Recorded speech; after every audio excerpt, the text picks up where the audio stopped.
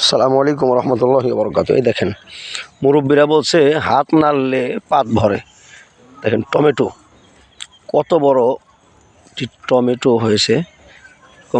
গাছগুলো অল্প কয়েকটি গাছ বাজার থেকে কিনে আনা হয়েছে, কিনে এনে এখানে লাগানো হয়েছে।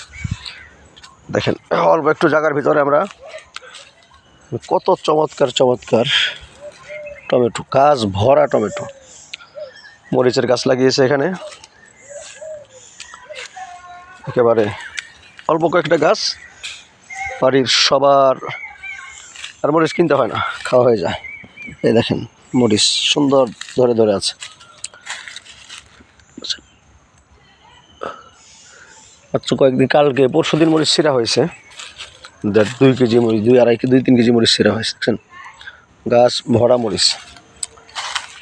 জন্য আমরা বাড়িতে যাদের জায়গা আছে, আমরা কিছু কিছু আমরা একটু একটু করে এগুলো চাষাবাদ করব। আমরা এখানে খিরাই লাগানো হয়েছিল। এখানে পুরো রমজান মাস খিরাই বিষ সার মুক্ত খিরাই এখানে খাওয়া হয়েছে আলহামদুলিল্লাহ।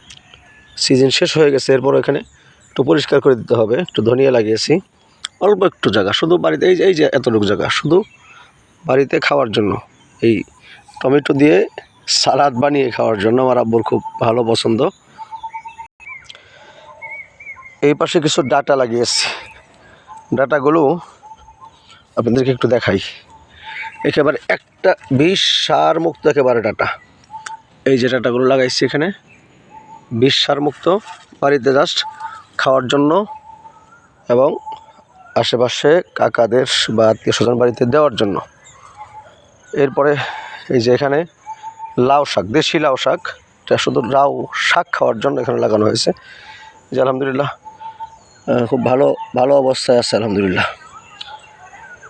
এগুলো আমরা পারিবারিকভাবে বাড়িতেই করে থাকি।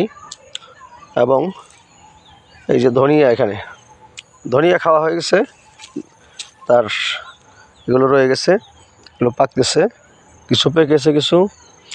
আর এগুলো আবার সারা বছর আপনার ওই যে গুঁড়ো করে এরপরে রান্নার সাথে যেটা খাওয়া হয়।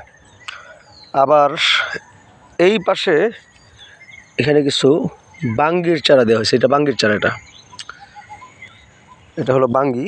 যারা বাঙ্গি চিনেন বা বাঙ্গি অনেকের খুব ভালো পছন্দ এবং খুব মজাদার একটি খাবার, স্বাস্থ্যসম্মত। এখনও কোনো সার দেওয়া হয়নি, তবে কিছু সার দিতে হবে এখানে। এরপরে আপনাদেরকে একটি দেখেন, এই ক্ষেতেরই, এই জমিরই এই পাশে একটা জাংলা দেওয়া হয়েছে। এই জাংলায় সিম ছিল, সিম খাওয়া শেষ। এখন এখানে আপনার ধুন্দুল বা এটাকে ধুন্দুলি বলে, ধুন্দুল লাগাই দেব। এরপর আপনার হলো এই যে এখানে মাঝখানে কিছু বেগুনের চারা, বেগুন ছিল এখানে। এই যে বেগুন, এখানে বেগুন ছিল এখানে। এই চারাগুলো একটু, এই যে বেগুন,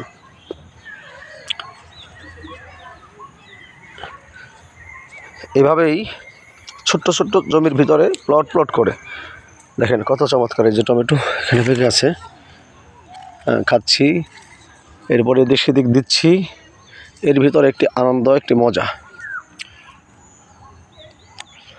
তো এরকম যাদের একটু প্লট আছে, জমি আছে, জমির ভিতরে প্লট করে এগুলো আবাদ করবেন। এই যে দেখেন টমেটোগুলো দেখেন কত চমৎকার হয়ে পেকে আছে এখানে। দেখেন এগুলো ছিঁড়তে হবে, এগুলো একেবারে ফ্রেশ টমেটো, বিষ সার সব ছাড়া টমেটো। এখানে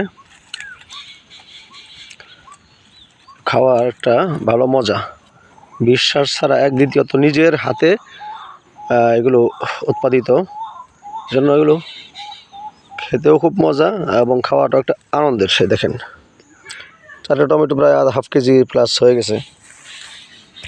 নিজের জমির, নিজের হাতে করা, বিশ্বাস ছাড়া। পাশ দিয়ে আবার এই যে কিছু পেঁপের চারা লাগিয়ে দিচ্ছি। পেঁপের চারাগুলো পেঁপে ধরছে আলহামদুলিল্লাহ। পেঁপেটা প্রায় পাকার কাছাকাছি চলে আসছে। এভাবেই আমরা একটু আবাদ করব। আবাদ করার দ্বারা দেখা যায় যে বিশ্বাস মুক্ত খাবার খাচ্ছি। আর দ্বিতীয়ত হলো আপনার নিজের হাতে, এবং যারা আমরা শহরে থাকি তারা আমরা করব হলো বাড়িতে আসবেন, বাড়ি ছেড়ে একেবারে চলে যাবেন না, বাড়িতে আসবেন। বাড়িতে এসে এগুলো একটু মাঝে মাঝে একটু আবাদ চাবাদ এগুলো করবেন। করলে পরে দেখা যায় যে গ্রামের সাথে একটা সম্পর্ক থাকে, জন্মস্থানের সাথে একটি সম্পর্ক থাকে।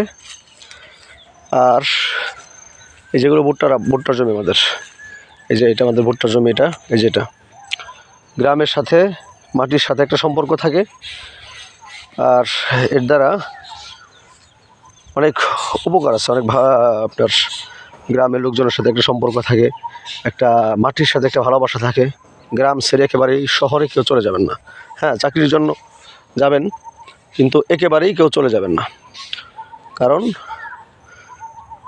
গ্রামের সাথে সম্পর্ক না থাকলে পরে আপনার এগুলো একটা যে ফিল, একটা মজা, এগুলো পাবেন না। তো যাই হোক, আমাদের ছোট্ট একটা জমি, এখানে প্রায় 6 ডিসিমেল জায়গা। এর ভিতরে আমরা এর আগে তো আপনার আলু, রসুন, পেঁয়াজ, এরপরে হলো স্কোয়াশ, মূলা, এরপরে নানান ধরনের সবজি শীতকালে আমরা আবাদ করছি। এরপরে যেগুলো লাগাই দিছি, এখন আবার নতুন করে এখানে কিছু লাল শাক, লাল শাক, এরপরে আপনার ঢেঁড়স, এগুলো পুঁই শাক ইত্যাদি, লাল শাক লাগাই দেবো, ডাঁটা লাগাই দিছি, আবার কিছু ডাঁটা লাগাই দেবো ইনশাল্লাহ। দোয়া করবেন সবাই। বাড়িতে এসে আব্বু কিছু করে, আব্বুই করে সবগুলো, নিজে পাশাপাশি আমি বাড়িতে এসে যে এগুলো আবাদ কাজ করি। আমার খুব ভালো লাগে। আমার এই কৃষি বা মাটির সাথে মিশে থাকা বা মাটির নিজে উৎপাদিত ফসলগুলো, এগুলো খাওয়া আমার খুব ভালো লাগে। আপনারাও কাজগুলো করবেন ইনশাল্লাহ।